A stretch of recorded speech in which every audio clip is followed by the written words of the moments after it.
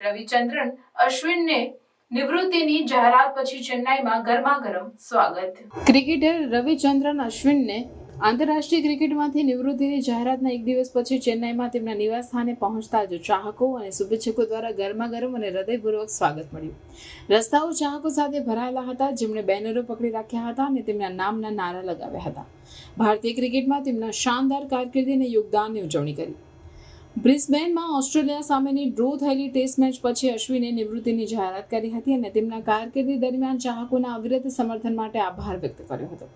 તેમણે આ ભાવનાત્મક ક્ષણને માન્યતા આપીને જણાવ્યું કે તમિલનાડુના લોકોને દેશભરના ક્રિકેટ ચાહકો તરફથી મળતી પ્રેમ અને આદરની ભાવના તેમના માટે ખૂબ જ મહત્વપૂર્ણ છે। તેમના કારકિર્દી દરમિયાન અશ્વિન ભારતના ટેસ્ટ ક્રિકેટમાં બીજા ક્રમના વિકેટ ટેકર બન્યા। 106 મેચોમાં 537 વિકેટો સાથે તેમના સિદ્ધિઓમાં અનેક રેકોર્ડ્સ અને પુરસ્કારો સામેલ છે, જે તેમના રમતના ઇતિહાસમાં સૌથી સફળ સ્પિનરોમાંના એક બનાવે છે।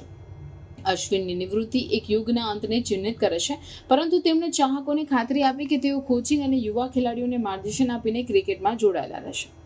ચેન્નાઈમાં મળેલા ગરમાગરમ સ્વાગતથી અશ્વિનનો તેમના વતન સાથેનો ઊંડો સંબંધ અને લોકોને તેમની સિદ્ધિઓ માટેની ગર્વની ભાવના પ્રતિબિંબિત થાય છે।